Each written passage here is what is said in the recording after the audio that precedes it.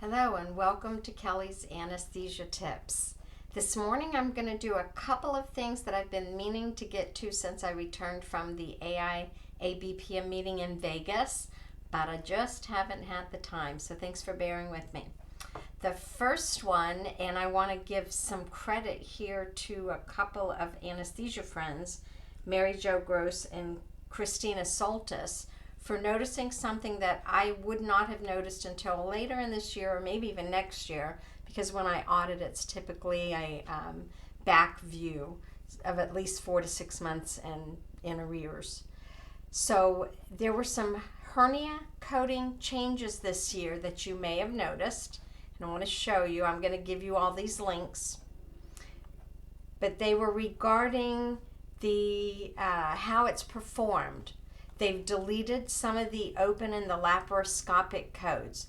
You'll notice up here, though, that it says that it's going to impact related specialties. So I'm going to share how, and if you noticed something else which our sharp-eyed coder friends have, I want to show you a way to look up the old stuff, and hopefully with all of these links you'll be able to figure out your hernia coding for this year. So the first one I'll do is give you this link to the surgical. So if you're a practice, there's about half of you that do this still, that code from surgery to anesthesia, surgical code, crosswalk to anesthesia, then these are going to be codes you want to pay attention to. I'll give you the link. And then I want to show you something else and introduce you to something called the Wayback Machine. So let me find my little link to the Wayback Machine. And Kristina noticed, I did not, that there was a difference between the first article that was published on the ASA. I'm going to scroll back so you can see this.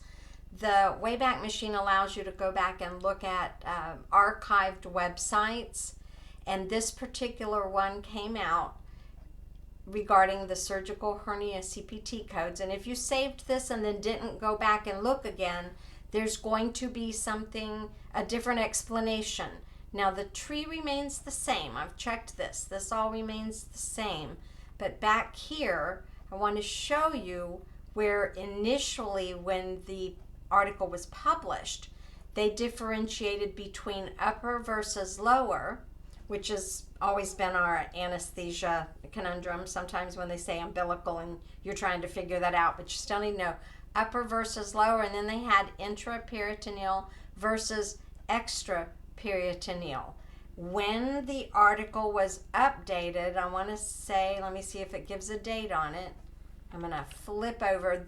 I'll give links to all of this, I promise you, because it can get just a little bit confusing. So here, this is the new article from the ASA, and instead of having the intraperitoneal versus extra and upper versus lower, it now talks about reducibility, strangulation, and incarceration. While these were mentioned in the previous article, it was not laid out like this. So make sure that you're using this most up to date, and that you didn't gather this information at the beginning of the year and not update it. Okay, so that's the first one that I wanted to tell you. And now the second one, my good friend Doris The Coder has actually done this. So I'm not going to redo or reinvent the wheel with her. She's such a great educator as well. So I'm going to give you the links to this. We had a lot of discussion about planar blocks. So Doris The Coder, let me see if I can scroll back. Doris The Coder has done 2 blocks for this, or 2 block YouTubes. One of them is Getting Unblocked on Nerve Blocks, Part 1. That one was done a little bit, 8 months ago. And then she just added Part 2. I'm going to just click over, and I'm sorry to mute you, Doris, but I'm going to for a minute.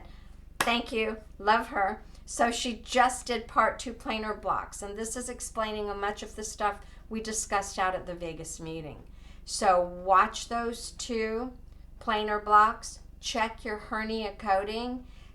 Surprise billing, I'm kind of holding off on because there are so many things that are still going on with that, but that'll be a future YouTube. But those were the 3 hot topics out at Vegas. If you were there and there was something else you learned you want to share with your coders, please feel free. We learn from each other continuously, and we never stop.